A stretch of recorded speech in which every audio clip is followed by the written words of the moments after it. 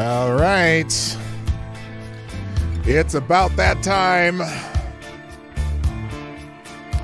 me turn this music down. Oh, it's already down. Hey!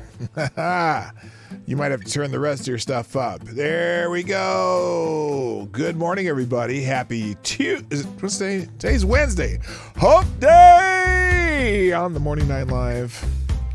By the way, I just a reminder, don't ever...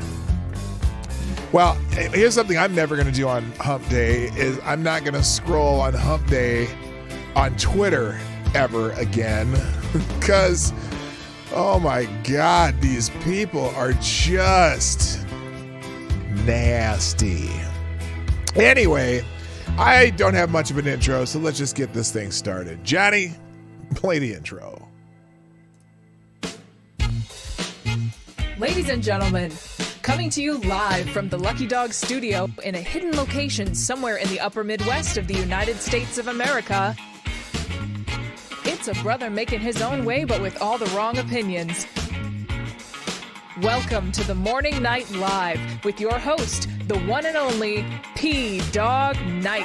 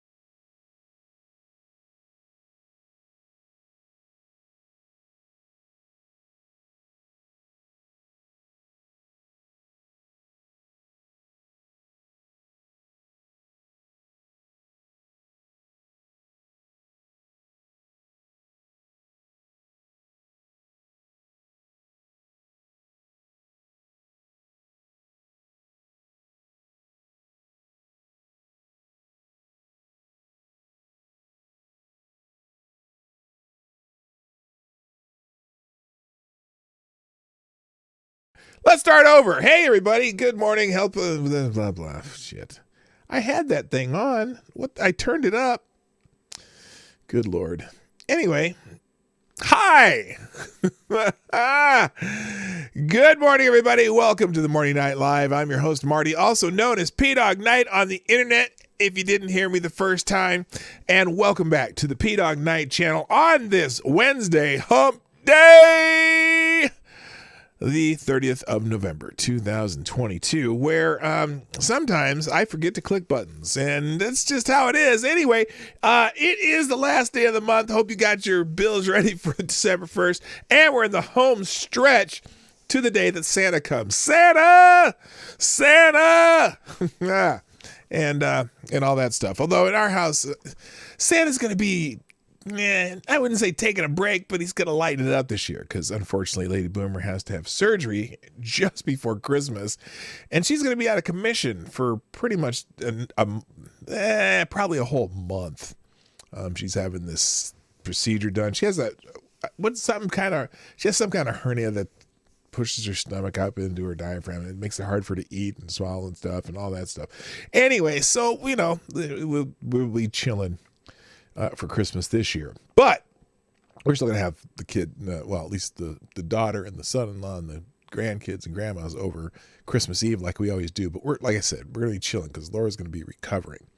Anyway, we're gonna so I was all prepared to spend a lot of time talking about Tim Cook and China. By the way, if anyone wants to send me, someone mentioned Balenciaga, that thing, and I didn't realize that was Salma Hayek's husband who runs that. And they got some nasty stuff going on. In fact, let me look this up.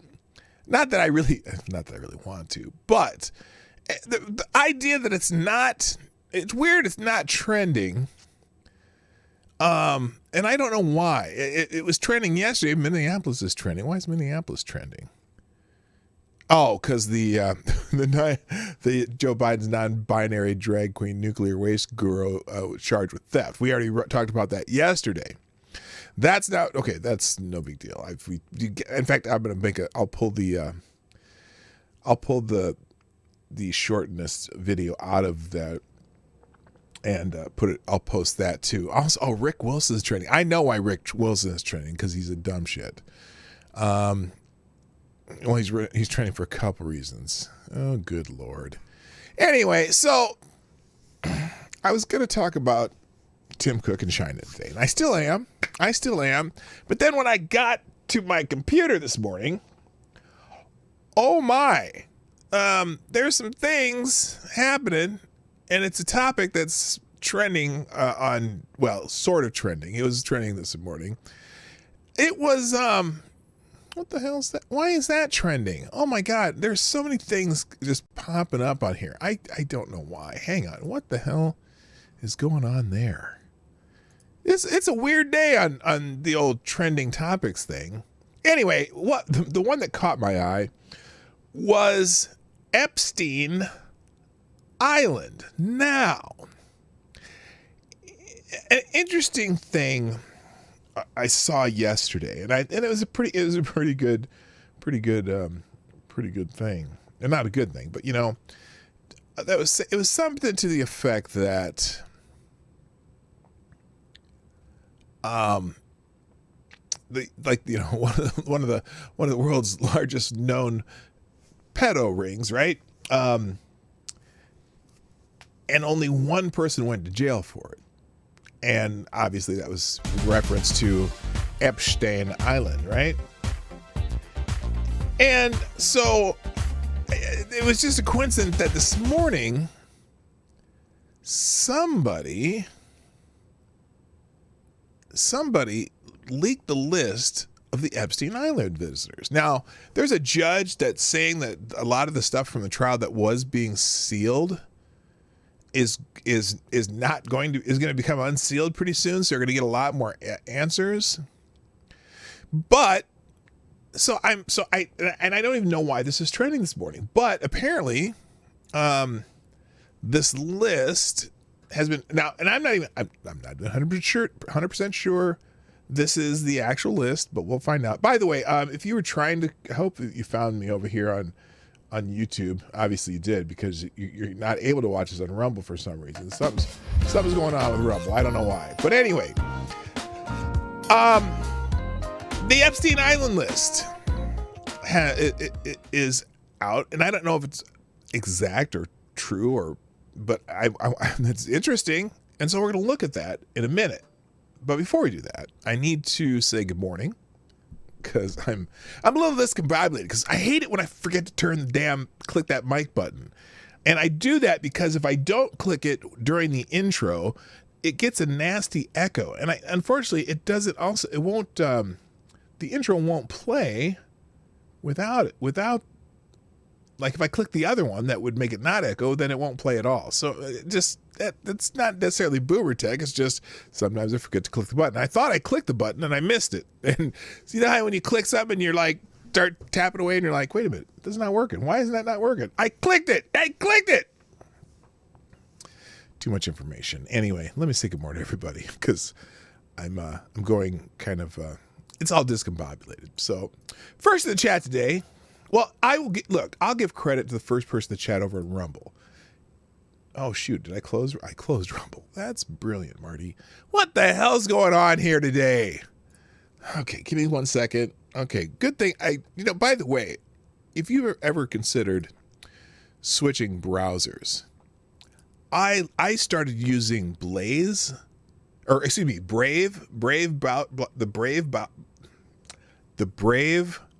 browser. I love it. It's fast as hell. It blocks ads, so you don't need an ad block on it. And I'm fully impressed. And I was able to easily import all my bookmarks from Chrome, because it uses kind of the same Chrome protocols, but it's so much faster. I don't know how it can be that much faster. Like, things just pop out on the screen. Up. God, I can't even talk today. Anyway, first over on Rumble, even though the stream's not working over there, Advocatus Daily, who gets the bell. Thank you very much, sir. And then Mike Savage was over there too. Then I told people just go away because this one's not working. Over on YouTube, though, first in the chat today is Rotten Corpse who gets the bell. Way to go. Way to go, being bright and early. Also, good morning to Tyrannius, Alexandrius Tremerlich, Mike Savage, Blarg, Advocatus Diabli, good morning. My favorite Canadian Jaeger ponies in the house, D.I. Freighter Watcher, good morning to you too. Also, good morning to Gunfox61, the administrator of the Discord server. I still haven't figured out why the bot thing ain't working, but it's not working, so maybe I'll figure that out someday. So you can find the Discord server. If anyone has a link to the Discord server, drop in the chat, that'd be great. Good morning also to Chicago Mike. What's up? Good morning HP Lovecraft, Simon Wolfwood. Let's see, somebody else here. Trippy Liberties in the house, Unacceptable Views. Let's see, Infamous One, good morning. Nomads in the house. Stop. Hammer time. Okay, and also Jesse Leon and Tales of Gore, Don Julio, Gulf City Biker and Trash Man. Good morning, Don Julio. And let's see, Jay Pylon's in the house.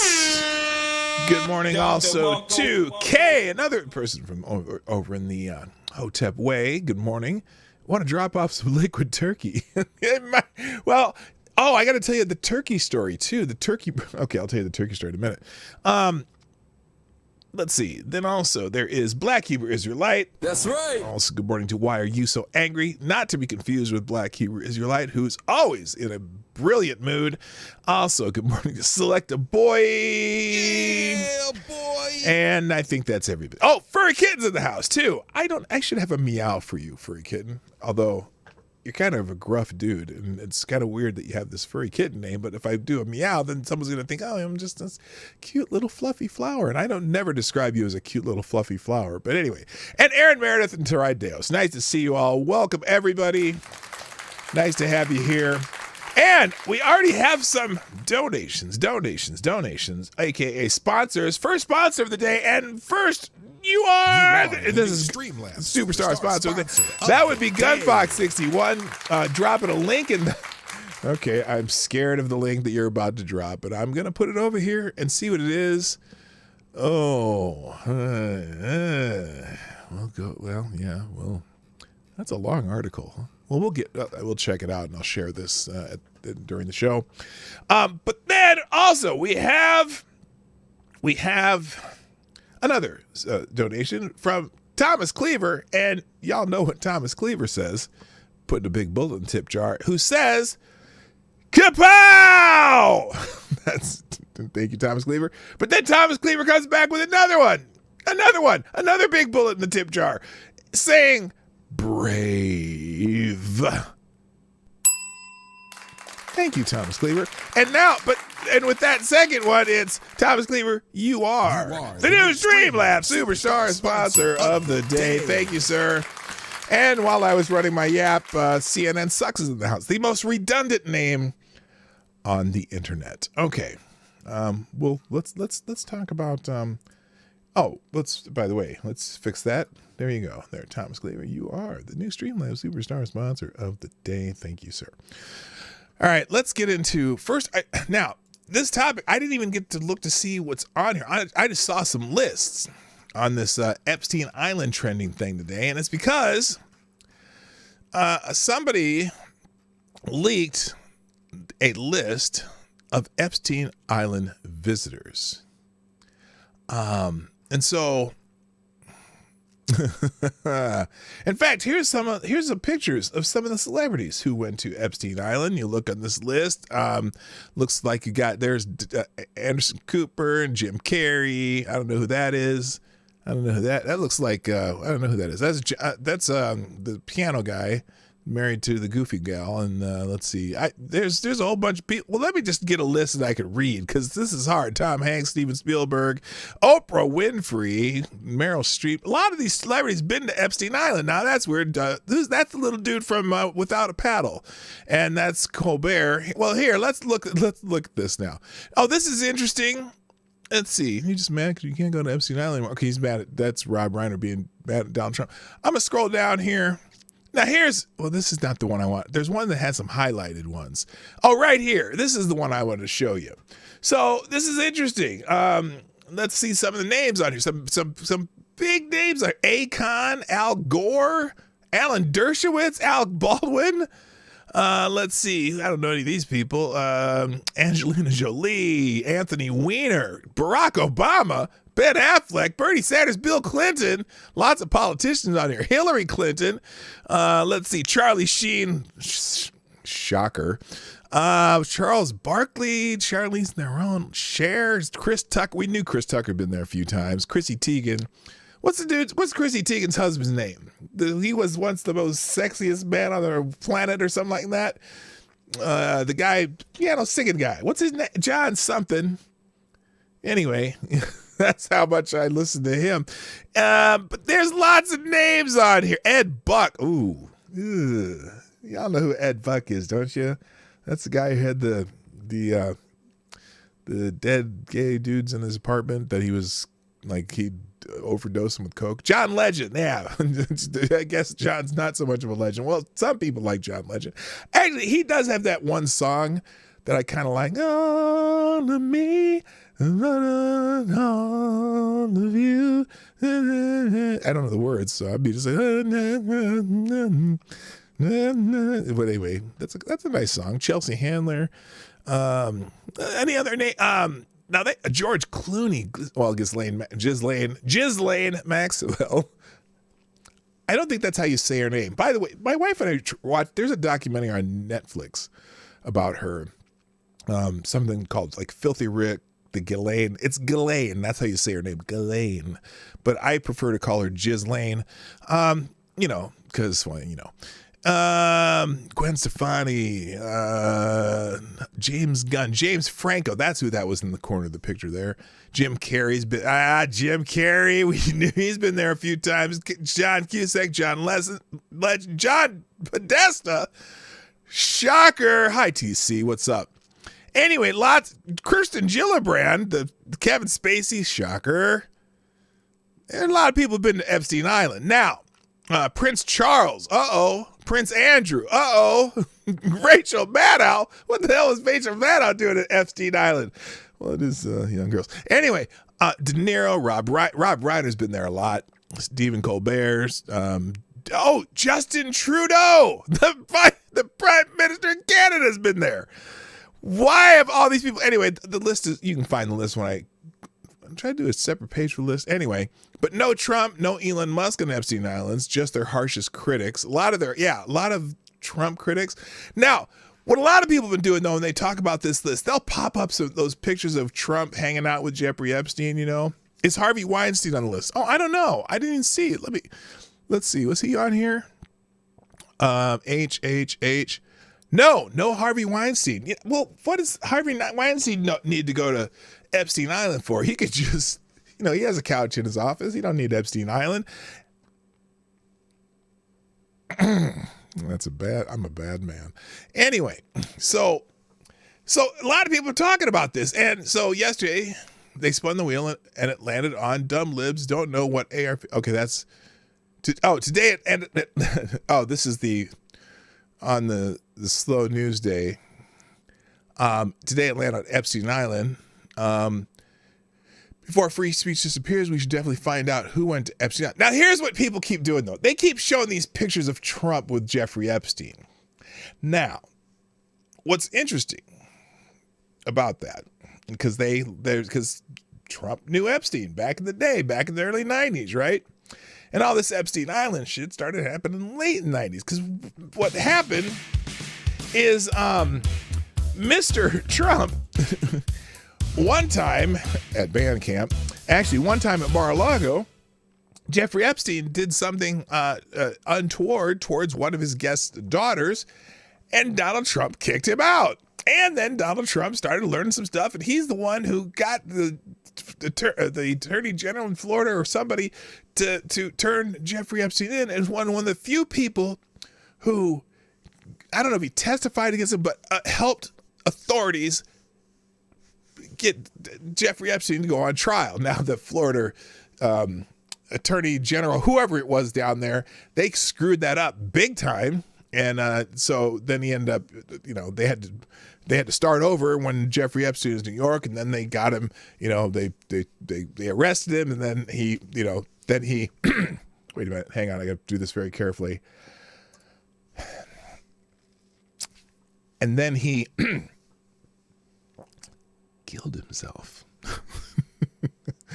Yeah. Anyway, but a lot of people want to try to put Donald Trump in the middle of that. And Donald Trump did. Now, why? By the way, there is one flight log that has Donald Trump's names on it on Jeffrey Epstein's plane.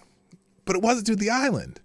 It was from Florida to New York City because Donald Trump's plane was down or something. And then Jeffrey Epstein said, hey, you can use my plane. So he has one flight log where Donald Trump is on his plane. But all these other people are on the list. Now, Bill Gates is on the list. Here, in fact, Bill Gates shown on Epstein's Lolita Express flight log to Epstein Island where he was, where there was known sex with underage girls. So here's a picture of Bill Gates' flight log right there, somewhere on there. Representative for Gates has not responded to requests for comment beyond claiming that the once richest man in the world never had any financial or charitable ties to Epstein. Well, that doesn't mean anything. Look, now do you see that with how they weasel word that? Never had any financial or charitable ties to Epstein. That doesn't mean the flight log. The flight log said you went to the island there, Billy Gates, and that's not the Bill Gates who's the counting votes in Maricopa County. Anyway, so anyway, oh wait, Joe Biden had been to Epstein Island, and you know, Joe's working out his olfactory nerves at Epstein Island. Just saying. Anyway, so. Was Epstein Island the precursor for global leader blackmail? Alberta must break free of the WEF infiltration in Ottawa. It's a disease that must be cut out like a cancer. They're talking about World Economic Forum. Now, I don't see Klaus on here. Hijklk. Klaus. Nope. No Klaus. Klaus had never made it to Epstein Island. So anyway, lots of people talking about this. Look. When this, here it is, breaking. This is from the last week. Lawyers for Ghislaine Maxwell have just held a press conference and released what they say is a complete list of Epstein Island Lolita Express primary clients, oddly included complete with political affiliation information for each individual. So this is how her attorneys put it out here. For whatever reason, putting their political leanings. Now, so everyone on here pretty much is unknown or Democrat. There are 1, 2, 3, 4 Republicans. Lisa Summers, don't know who that is. Jeffrey Jones, don't know who that is. Karen Casey, don't know who that is. Heather Mann, don't know who that is. But and then there's a few who's are unknown, but I could go down this list. Anderson Cooper. Why? No, I don't know. Beyonce. Oh yeah, that's right. Beyonce and Jay-Z's been there. This dude had some. He had some high end guests at the old island. Demi Moore. Chrissy Teigen, Chris Tucker, Chelsea Handler. A lot of these names, I'm not even sure who they are. But it's a full list. It's the full list of guests. Oh, I thought it said Woody Allen. Oh, it is Woody Allen. Woody Allen?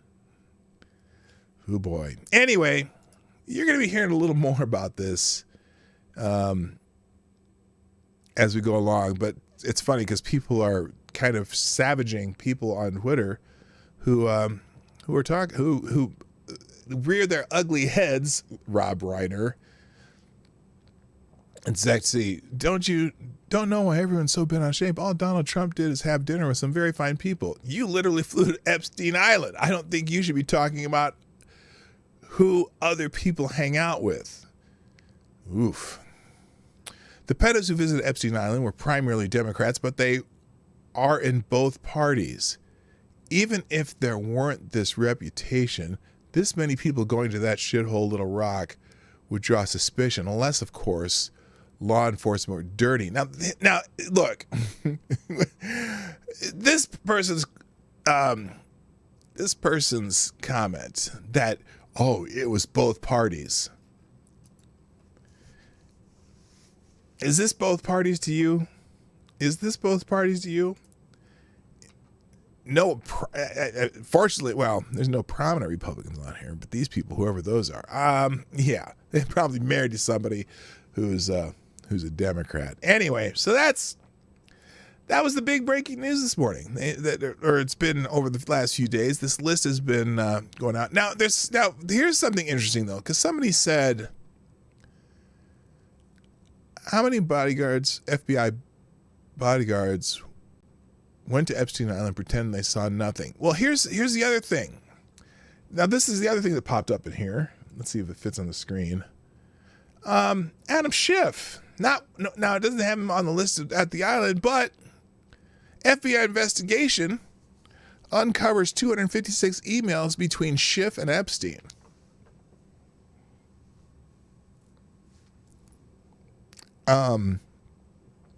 Why? Let's just say this story is going to get a little bit juicy. And I don't mean juicy Smollett. Anyway, so that was, what's this? Let's see what this says. Hang on a second. Someone asked Trump about it, Jeffrey Epstein. Hang on a second. Bill Clinton flew on Epstein's plane over 20 times. Not once, not twice, over 20. Yeah, 27. He's on their flight logs 27 times. Is this someone asking Trump about Epstein a while back? The Clintons are involved in Jeffrey Epstein's death? I have no idea. I know he was on his plane 27 times, and he said he was on the plane 4 times. But when they checked the plane log, Bill Clinton, who is a very good friend of Epstein, he was on the plane about 27 or 28 times. So why did he say 4 times? And then the question you have to ask is, did Bill Clinton go to the island? Because Epstein had an island. That was not a good place as I understand it, and I was never there. So you have to ask, did Bill Clinton go to the island? That's the question. If you find that out, you're going to know a lot. Thank you very much, everybody. Okay, good point, Simon Wolfwood. Adam Schiff did hang out with Ed Buck, though. Yeah, that's right. Oh, I just noticed. Sorry about this, Tarai. I see you there. Tarai Deos, thank you for sponsoring the show. Dropped a 5 spot in the tip jar saying this list just shows why our country is trending towards the lawlessness and debauchery toward the innocent. You know, it's getting weird out there. It's just so many weird things that, why, so, and I don't want to go back to like drag queen stories, but why is that so important for kids to see? The drag queen thing to little kids. What? I mean, not that that has anything to do with Epstein Island, but I just can't figure it out. Anyway, a lot of people are showing pictures of. There was one. Oh, good thing I did. Good thing I took that off the screen. It's the danger of scrolling. Oh, and by the way, here's a good point, too. If Balenciaga, which we'll talk about in a minute, did something that offended the LGBT community, every celebrity would have cut ties instantly. They promoted child porn and nearly every celebrity is silent. Really makes you think, huh? The entire Epstein Island crowd. Oh, boy. Hey, James PFP. So anyway, and then there was I can't find it. I'm not going to put separate links for some of these, but there was the picture of Bill Clinton on the plane getting a massage by one of the girls who was one of the people who was suing Jeffrey, or was a witness to Jeffrey Epstein, or would have been a witness had Jeffrey Epstein not killed himself. Let's see. You want to see how deep and dark? Okay, that's something else. Where is it? Oh wait, leaked visitors logs. Here's another one with Adam Schiff. Leaked visitor log reveals Schiff's 78 visits to Epstein Island, America's last line of defense. Now I didn't see. Did I say Jeffrey Epstein, or excuse me, did I say Adam Schiff was on the list? Was he on there? I don't see him on this list, so I'm not gonna confirm that because it's not on the list that they put out. Let's see here. Let's check this one. I don't think he's on the list. No, he's not. So whoever wrote that, that's incorrect. At least as far as the list that the attorneys for Adam Schiff put out. So anyway, here's a point, another Twitter point. Remember the Steele dossier? Remember not one Epstein Island visitor charged? Remember Benghazi? Remember Afghanistan? Remember Hunter's laptop? Remember Biden and Fetterman incompetence? Remember BLM, Antifa, riots and cities burning? Remember open borders? Remember the pipeline? Politicians are the lowest form of life on earth. Liberal Democrats are the lowest form of politician. Now, I don't think that's an actual George Patton quote, but that's what they used. That's what they used. And I'm scrolling trying to find the picture I wanted to show, but it's not showing up here. Oh, and here's another one. Here's the Trump derangement. Here's another Trump derangement syndrome one, though. Okay, I saw Epstein Island was trending and immediately thought of these losers. Well, yeah, because remember, Donald Trump was friends with Jeffrey Epstein until he kicked Jeffrey to the curb and to a police blotter near you. So anyway, all righty then. That just reminded me of Jim Carrey there. Let's get into Tim Cook. Tim Cook is trending. And Apple is trending because there's still, there's this little dust up between Apple and Elon Musk, right? Well,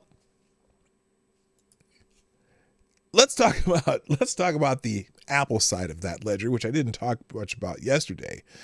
But this happened. Apple limited crucial AirDrop function in China just weeks before the protests.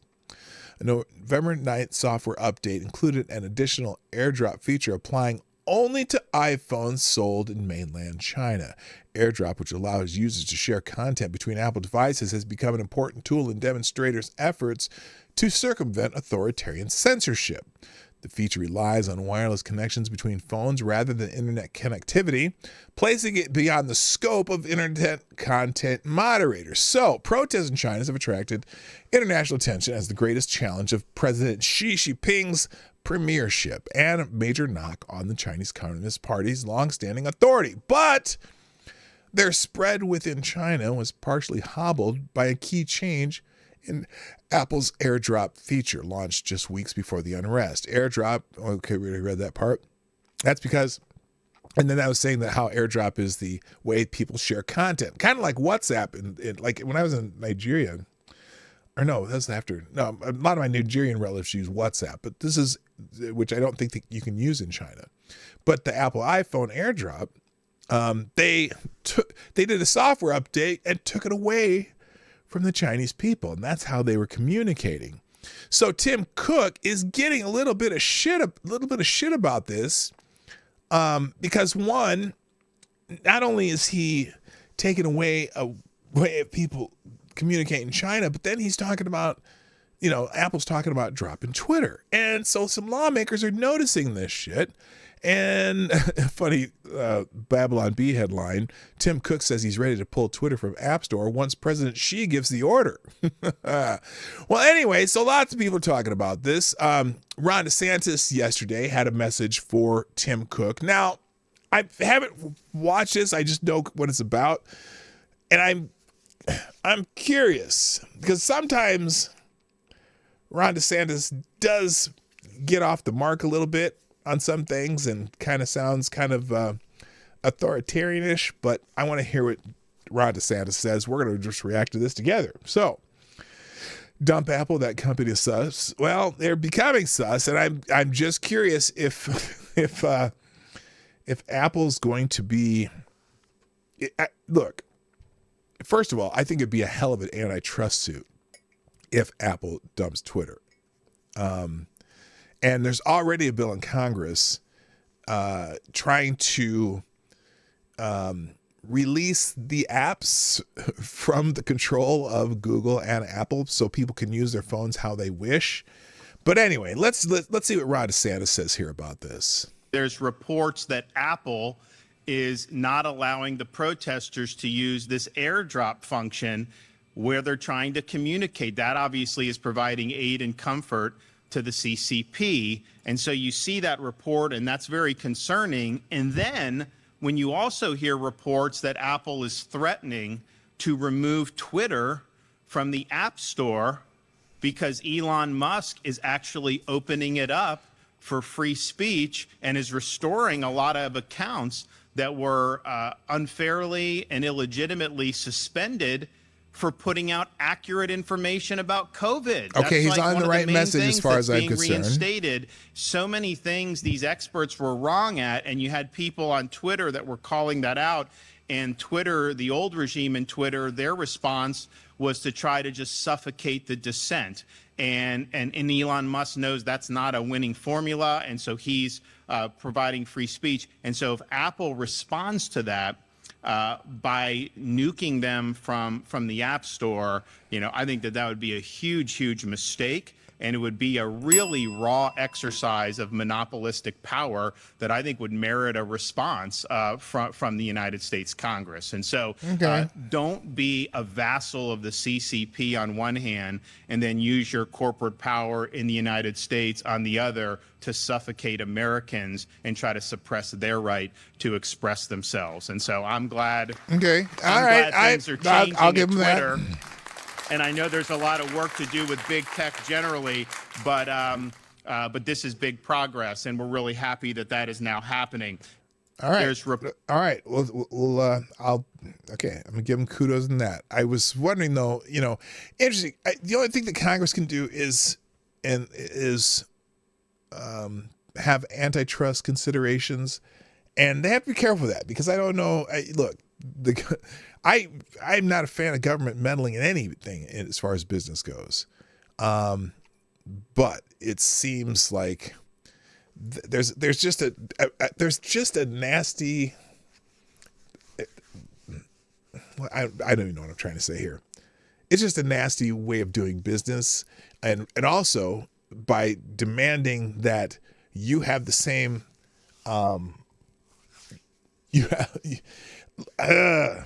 What am I trying to say here? Help me out in the chat. Good morning, Snoopy, by the way. I guess what's my point here? That companies' relationships between each other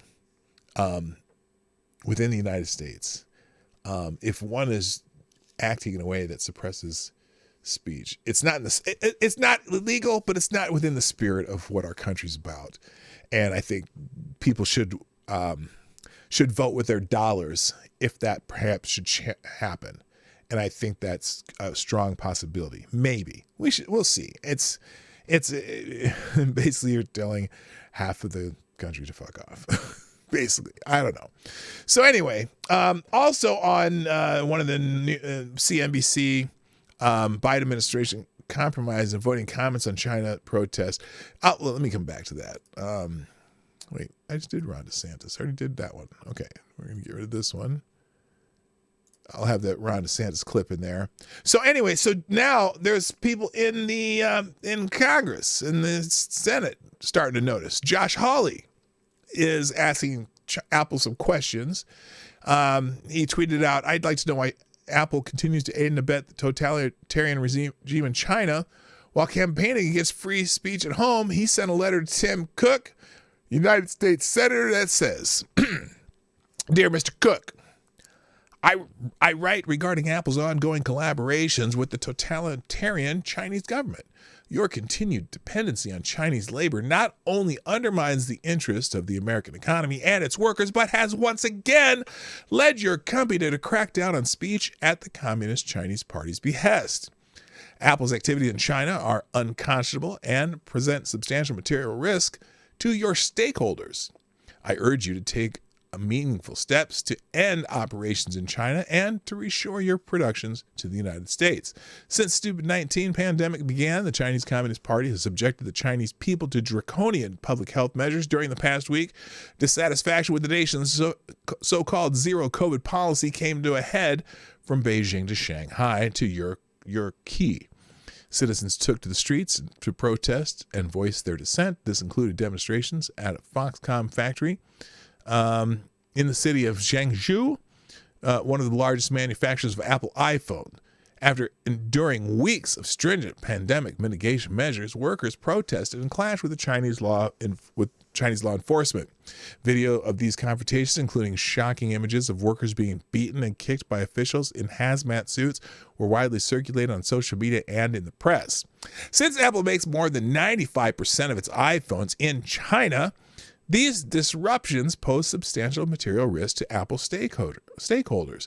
To make matters worse, your company appears to be actively supporting the Chinese government's brutal crackdown. For example, public reports indicate that Apple, through a recent software update for iPhones in China, has modified the AirDrop function to make it more difficult for protesters to use this function to evade censorship and surveillance. Unconscionable though this decision may be, it is not surprising under your leadership. Damn. Apple has time and time again assisted the Chinese Communist Party in surveilling and suppressing the basic human rights of the Chinese people. At the same time, it appears that Apple might be importing this model of speech control to the United States. Reports indicate that your company might deplatform Twitter from the App Store as a consequence of the free speech policies implemented by new ownership. You have been called the architect of Apple's strategy to outsource production into China. While this strategy has yielded short-term profits for you and your shareholders, cracks are beginning to emerge in the aftermath of the pandemic and in the face of intensifying geopolitical tensions. It is your dependence on Chinese labor, especially by reshoring production in the United States. Therefore, I urge you to take meaningful steps to reduce your dependence on Chinese labor, especially by reshoring production in the United States. Now, I understand that some of these companies doing business in China are starting to send some of it to India because at least India's a little more free and the labor's still dirt cheap. That's not good. Hey, Real Wade Nation, how you doing? So let's see. So that Congress may consider remedial legislation, please respond to the following questions by December 6, 2022. 1. Apple has not condemned the treatment of workers who manufacture its products in China, including the physical violence inflicted upon them by Chinese law enforcement in Zhengzhou. When will Apple issue a statement condemning this treatment, and why has it not done so already? Number 2. Given the Chinese Communist Party's commitment to zero COVID policy, please detail the material risk associated with Apple's continued dependency on China for manufacture of its products. How does Apple communicate these risks to stakeholders? Number 3, if China were to invade Taiwan, what impact would that have on Apple's ability to manufacture and sell products? How does Apple communicate these risks to its stakeholders? Number 4, please detail Apple's plan to diversify its supply chain and production networks, including any plans to expand manufacturing of its products in the United States with American workers. And number 5, why did Apple modify the AirDrop feature in China in a manner that makes it more difficult for Chinese protesters to communicate amongst themselves? Please provide all communication between Apple and Chinese Communist Party officials concerning the AirDrop feature in the iOS 16.11 update.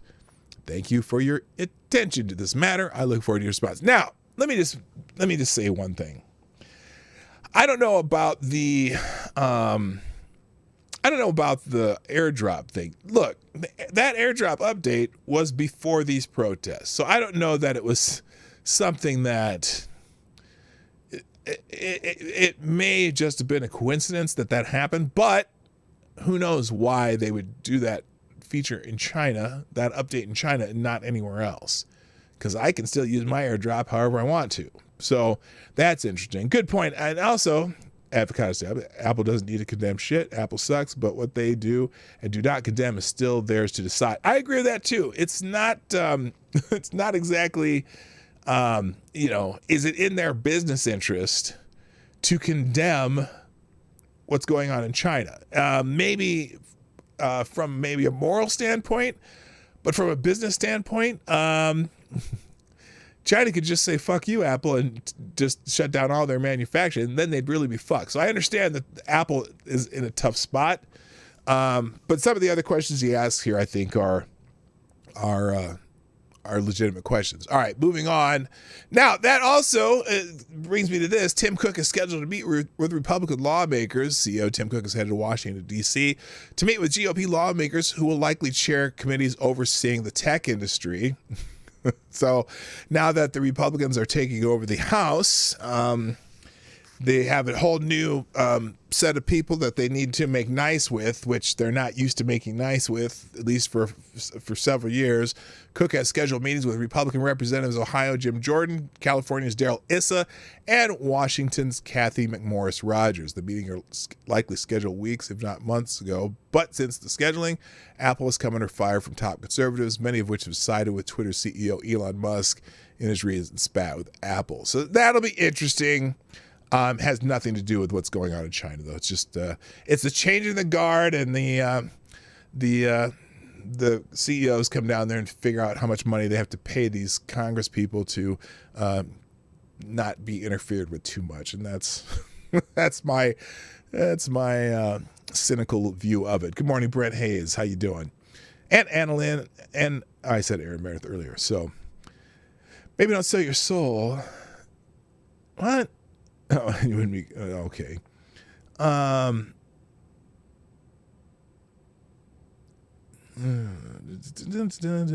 to liberals, if you don't condemn something, you agree with it. Yeah, that's true. They have to do that. And China's about 20% of Apple's market. That's a pretty big chunk of their market too. Look, they can hint. They can hint. Maybe Apple should airdrop something to all the people of China saying, well, good luck to you. Anyway.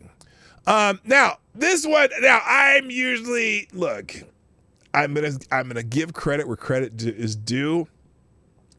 Tim Cook made it funny.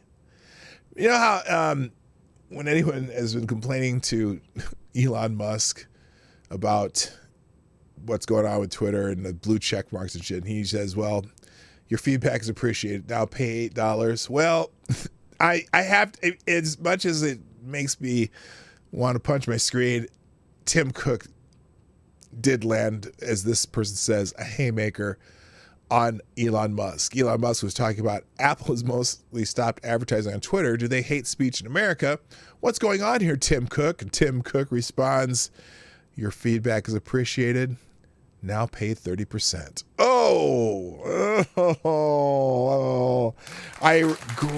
I begrudgingly clap. That is a pretty good clap back for Tim Cook, who is normally an amazing stick in the mud. So I'll give him credit for that. And then now this is completely unrelated, but since we're talking about China, and I'm not really talking about the protests today, but this is fascinating. So, former Chinese president Jiang Zemin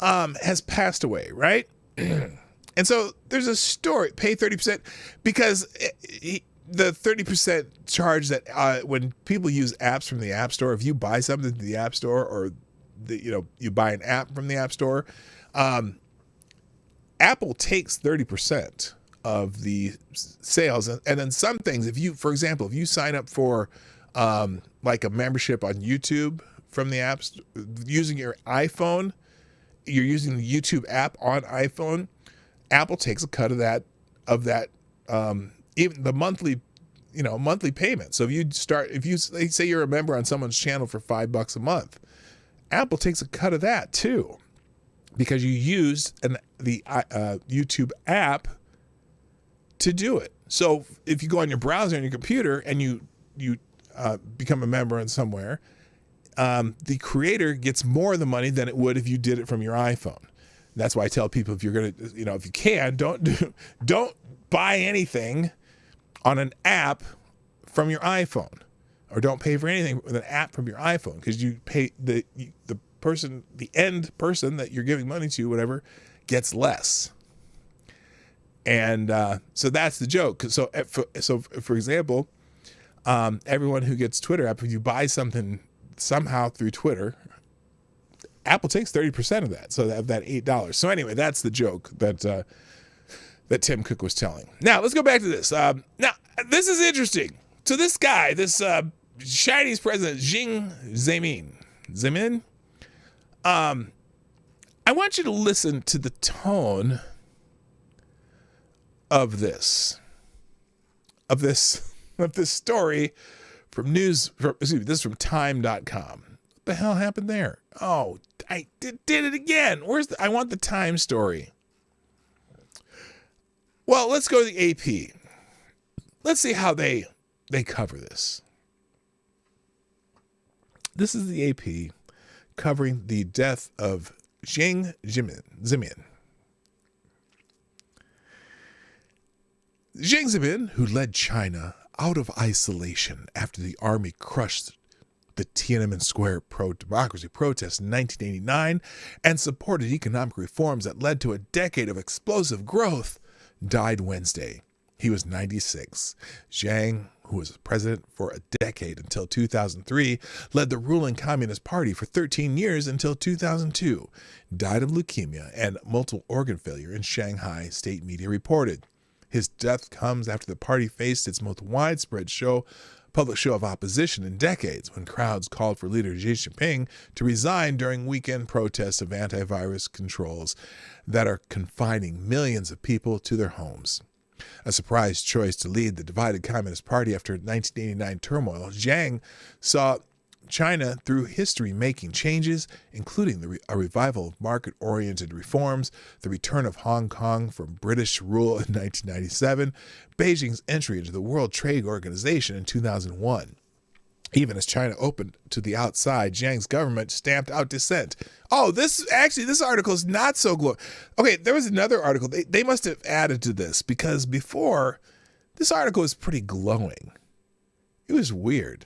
And so now they added some of the negative stuff here.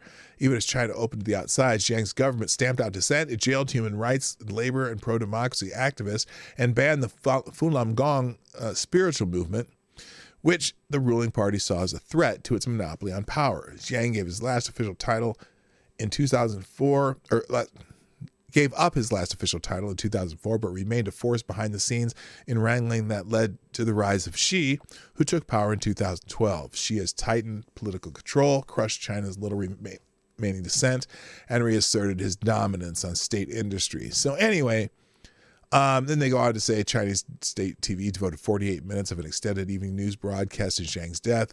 He was shown chatting with farmers, touring factories, and meeting with foreign leaders. But before, now it's interesting, they've added some of the negative stuff in here. This was, what says like AP, the rest were kissing Chinese ass like a pro. Oh yeah, I mean, some of these articles, and I was going to show you the Time one. If, well, here, I got to be careful. I can't scroll. And I hate that you can't scroll on Twitter even anymore. You just never know when you're going to, here it is. Here's the Time magazine. Let's see if they've edited this since I read it earlier. Former Chinese President Jiang Zemin has reportedly died. And this is their article. Former Chinese President Jiang Zemin, who led his country out of isolation after the army. Okay, this is the same article. So this is the same AP story, I believe. Looks like it. Let's see. Who's this one written by? Joe McDonald. Okay, they use the same story. So anyway, earlier this story, they've added to it. They literally they literally changed it. All right. Let's move on to something else, because I want to make sure I get that last article too. Rick Wilson was trending. And if you know Rick Wilson, former Lincoln Project dickbag,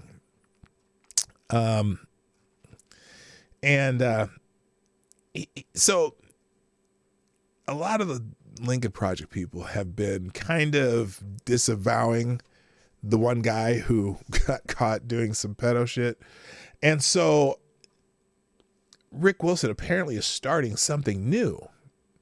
He says, we're building a media enterprise solely dedicated to defending democracy and attacking those who would like to see it die. Starting for just $5 a month, you can help it grow, and it's called Resolute Square. Now, first of all, I have to ask you, my audience, who's very astute on the news and political social stuff and shit that happens in the U.S., are there actually people in the United States, or actually, maybe you could help me come up with a list. Just type it in the chat. I'm trying to come up with a list of people who would like to see democracy die in the United States. Because I'm trying to understand what he means here. And when I say democracy, I know that we're a representative republic. We use democratic democracy style ways of working that representative republic. But are there people who really, really, really want to see democracy die? I mean, maybe Joe Biden wishes he was a dictator. Certainly. Now, if you're going to go outside of the United States, I think Justin Trudeau, sure. Democrats, yep, they're called Democrats. People trying to kill democracy. They kind of are. They're trying to make it so hard to make it one party system, and then they get mad when Republicans win because they win. Then rephrase the question, Marty. Well, you got it. I'm getting answers here. Antifa, yes, they would like to see democracy die. Sure. That would be neo-reactionary. Sure. Most of the NPCs, they're in colleges. Antifa, yes. BLM would love. Yeah, they would love to rule the world. Everybody wants to rule the world. Anyway, so now I found it funny because one of the first replies to this, I'm not sure this money will be used wisely. Lincoln Project's Rick Wilson raised $64,000 for anti-Trump film that was never released. Yeah, see, Rick Wilson's kind of known for raising money. Now let's look at Resolute Square here that he's trying to raise money for. Oh no, this is it. It goes to this page. Maybe okay, let's see. Help save democracy. Rick Wilson, another little terror gnome, wants you to help save democracy. There are 3 ways you can support Resolute Square and help save democracy. So he said save democracy twice here. You can be a member, which gives you a weekly strategy call and a weekly inside newsletter. Ooh, a supporting member. That's, by the way, that's $60 a year, $59.99. For $125 a year, you can become a supporting member. Show your support for Resolute Square and get insider access and more. You get the weekly strategy call, you get the weekly insider newsletter, and you get Resolute Square swag. Oh my! Yes, and then if you want to become a founding member for $250. You also get the weekly strategy call. You also get the weekly insider newsletter. You get extra super special Resolute Square swag. You get a private coffee virtually with our partners. Oh, they're going to have a Zoom call. And then Pride, and you get the added mega bonus of pride in helping us grow.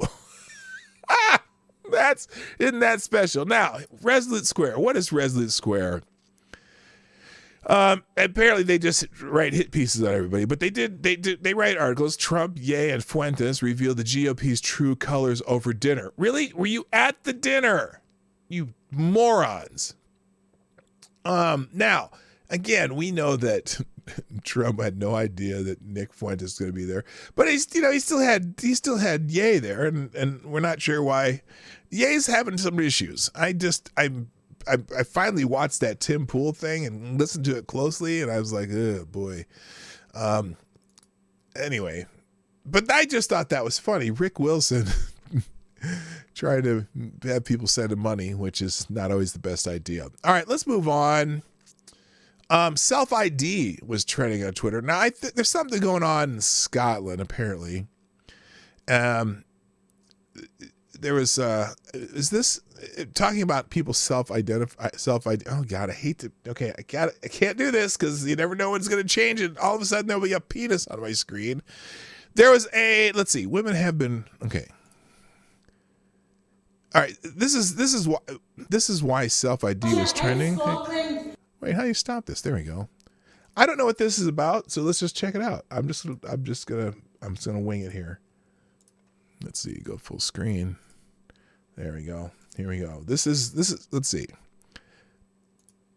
Shame on you. You fermented this culture in Scotland that basically tells women are bigoted for standing up for women's rights. I see you, and thousands of women around Scotland see you as well. And those of you who are sitting here complicit, keeping your mouths shut while women have actually been raped by males who have self-ID'd as women, and that's got nothing to do with trans rights. And I support trans rights and have done for 3 decades now, and I'll continue to. But okay, so for those who don't understand Scottish accents, basically, this is a woman who's there. Women have been raped by men who self-ID as women. This has nothing to do with trans rights. I've supported trans rights for 3 decades and will continue to do so.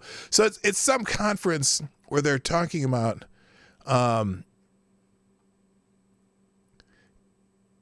here it is. An anti-self-ID activist interrupted a speech by Nicola Sturgeon at a charity event promoting the end of male violence against women.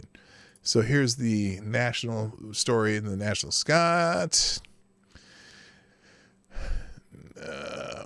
Whatever, I don't care. An anti-self-ID activist has interrupted a speech by Nicola Sturgeon at a charity promoting the end of male violence against women. The heckler shouted, "Shame on you," at the First Minister while stating that women have been raped by males who have self-identified as women.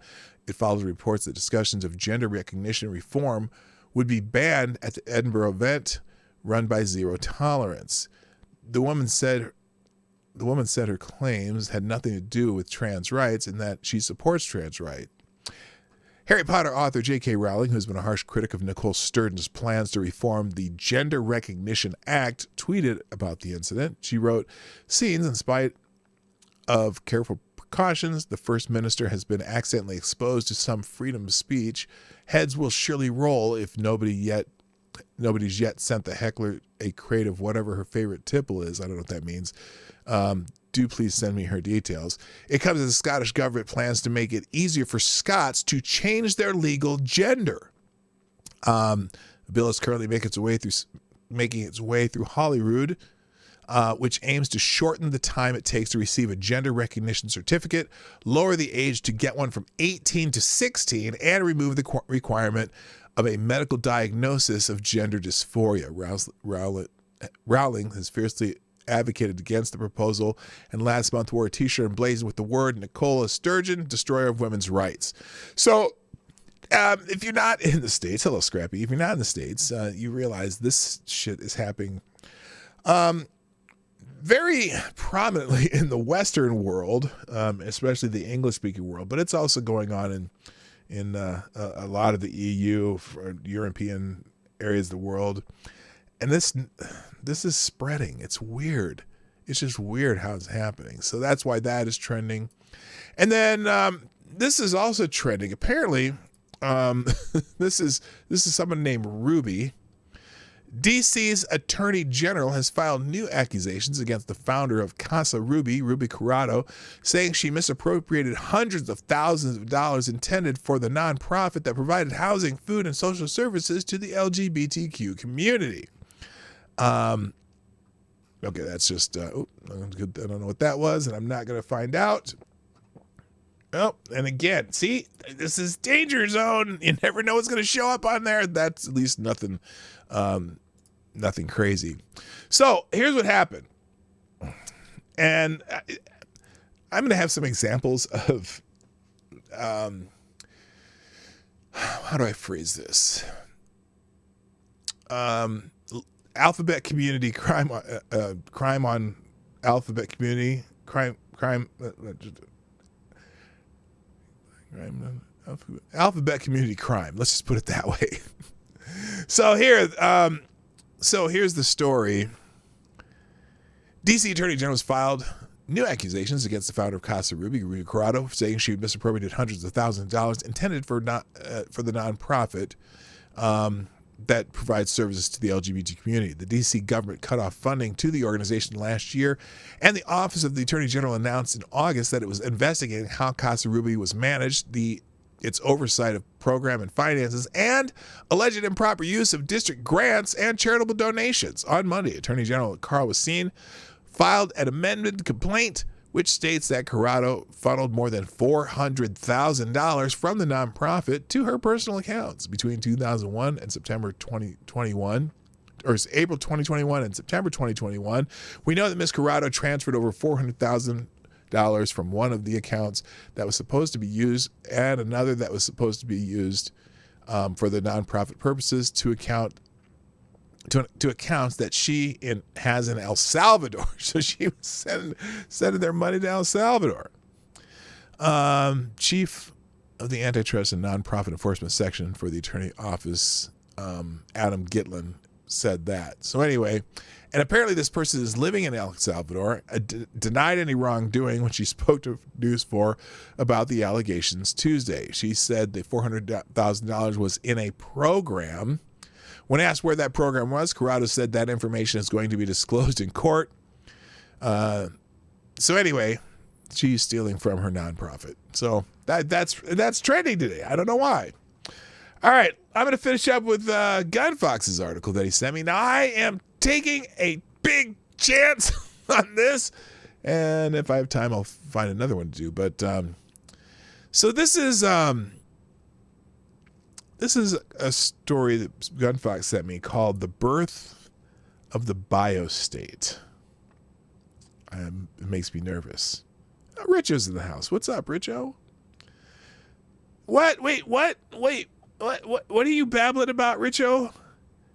Australia just scored against the top 10 team in the nation. The world.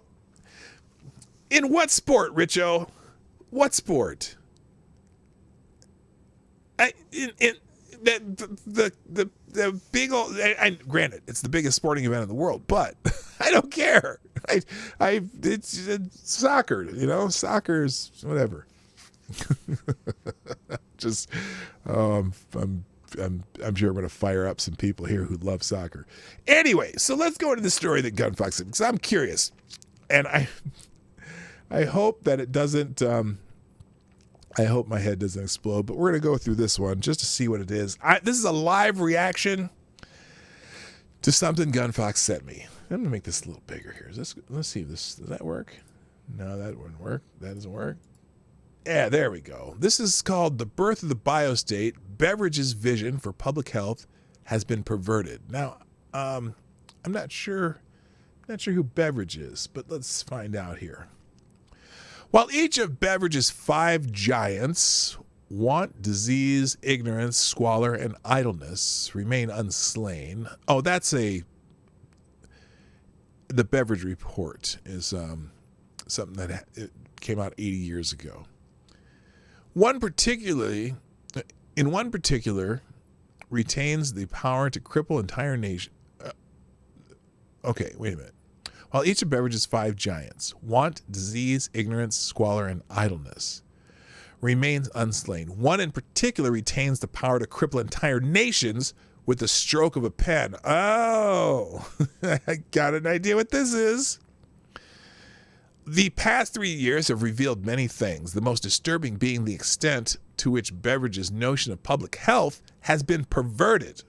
Not only is the NHS falling short of its original aim of providing free and adequate health care for all, but as something meant to liberate human beings from the threat of disease, public health is slowly being transformed into an instrument of social control. I see where this is going. As new authentication and surveillance technology such as vaccine passports and track and trace apps were rolled out during the pandemic, civil rights organizations and activists raised the question of mission creep. That is, the likelihood of governments clinging on to these technologies and using them for unanticipated ends, heralding a new era of normalized state surveillance. Well, that sounds like China right now, doesn't it? Or Canada, one of the two. Sorry, Canadian friends, I just had to say that. Even the United Nations warned that the potential for abuse was high, and that what was justified during an emergency now may become normalized once the crisis is passed. Well, they're already talking about having electronic, vaccine passports for the entire world for traveling internationally. So, yeah. Some went even further, claiming that the pandemic was being deliberately exploited by global elites to usher in a great reset. that conspiracy called the Great Reset. Oh, wait. Some of them say it out loud. Of human societies, a shift toward an increasingly propertyless, cashless, ultra-digitized economy. At the time, such concerns were dismissed as groundless conspiracy theories, and yet, like so many other claims that were initially ridiculed and censored only to be proven correct over time, events are corroborating many of these fears. Following the recent G20 meeting in Bali, leaders of the world's largest economies issued a joint declaration that, among other things, called for the establishment of a global vaccine passport and digital health ID scheme. Oh, isn't that special? The statement reads, quote, "We acknowledge the importance of shared technical standards and verification methods under the framework of the IHR 2005 to facilitate seamless international travel, interoperability, and recognizing digital solutions and non-digital solutions, including proof of vaccinations." The International Health Regulations, IHR 2005, are a legally binding agreement of 196 countries developed under the auspices of the World Health Organization. Hey, you see anything that's a world anything government or NCO? Run away. The IHR, which entered into force in 2007, required countries to strengthen surveillance capacities at border crossings. See, we don't have to worry about that because we don't do anything. We just let them through anyway, so it doesn't matter at our border. I'm sorry, it's a tangent. And introduced a series of health documents, including international certificates of vaccination. The G20 leaders further stated, quote, "We support continued international dialogue and collaboration on the establishment of trusted global digital health networks as a part of the efforts to strengthen prevention and response to future pandemics that should capitalize and build on the success of the existing standards and digital COVID-19 certificates." Okay, wait a minute. When they say success, what do they mean? The success of scaring the shit out of everybody and getting them to do whatever you tell them? Yeah, maybe. During the Business 20, B20 panel held ahead of the G20 summit, Indonesia's Minister of Health, Budi Gunadi Sadikin, made the same recommendation in even starker terms. Quote, I got an idea, guys. Let's have a digital health certificate acknowledged by the World Health Organization. If you've been vaccinated or tested properly, then you can move around. What, motherfucker? In a 132-page document that contains a series of recommendations for the G20, the B20 urged the widespread adoption of digital COVID-19 certificates that would be part of a technology-enabled, always-on global health infrastructure. Oh, so they're going to make everyone carry around, smartphones and maybe use your geolocation trackers and be able to tell everything about you? Oh, this sounds fucking great. Sadiq added that G20 countries have agreed to the proposal Oh, great! We've all agreed that we're gonna control everybody, and now plan to introduce it as a revision of the IHR framework at the next World Health Assembly scheduled for May 2023 in Geneva. The idea that the WHO should be given legally binding powers to implement such measures in the future. Really? Oh, that's some one world government shit, isn't it? This is an attempt to revamp the WHO's so-called International Pandemic Treaty, an effort to give it sweeping powers to dictate public health measures to countries with the full backing of international law, potentially overriding their national sovereignty. Well, what could go wrong?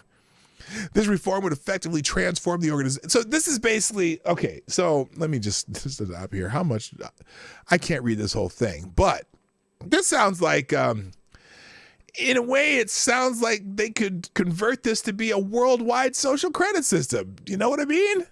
Isn't this special? Gunfax? Why? Why'd you send this to me? Oh, this shit's scary. Look, as I always do, I put all these articles and stuff in the links in the end of the show. In the description of this video, there will be a link in the second paragraph called the one-tab link where I put all these articles, videos, whatever.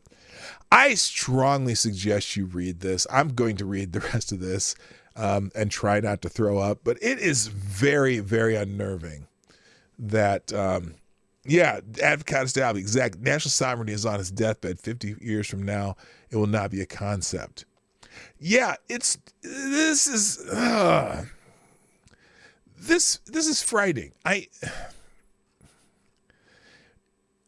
And the countries, what about the countries that just don't want to go along, where they're going to be forced to?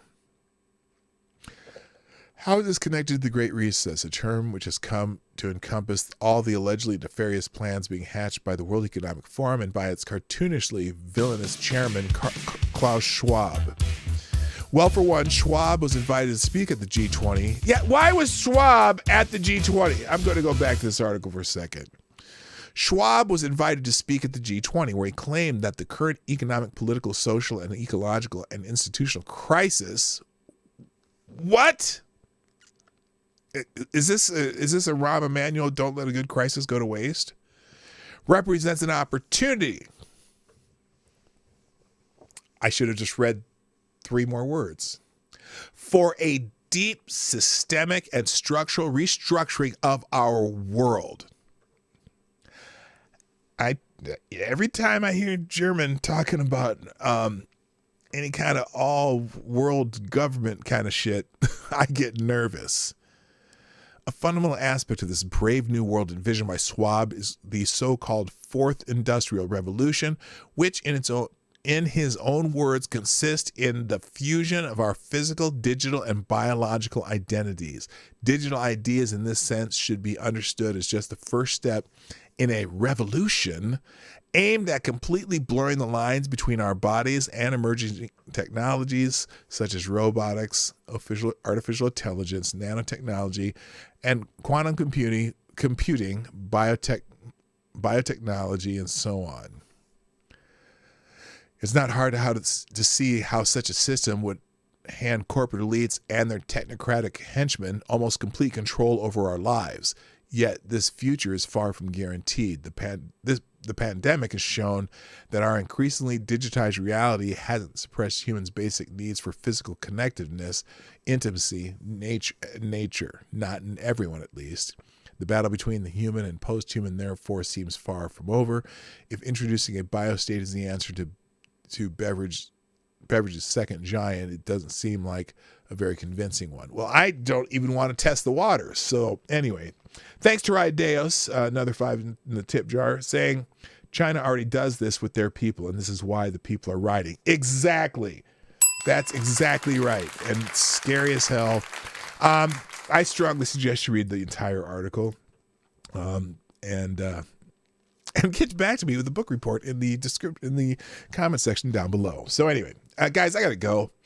It's that time of day. But I want to thank you for being here. If you haven't done so, hit the like button. Looks like there's 30-some people. Only 18 likes. So if you haven't done that, click the like button, share the stream. Even though it's over, share the stream. And you can sponsor the show at pdognight.live 24 hours a day. Lots of sponsors today. I can't see. Oh, Thomas Cleaver, still the superstar sponsor of the day. Thank you to Gunfox61, Thomas Cleaver, Tarai Deos, and Black Hebrew Israelite. Did I say Black? Oh, that's yesterday. Well, that's close enough. Thanks for people who are able to sponsor the show. If you just want to do it like once a month, you can always become a member over at Locals, where I do send out notifications for everything I do. And also, what else? And I'm going to do some exclusive live streams over there for Locals member. It's $5 a month or $50 a year. And that's going to be my substitute for Patreon. So if you want to support the channel on a more just regular basis, I'd happy to have you join us over there. All right. I have to go, everyone. You all have a wonderful day. I'll be back tomorrow, 10 o'clock Eastern or close to that. And we'll see you tomorrow on the Morning Night Live. My name is P Dog Night, and I'm out of here.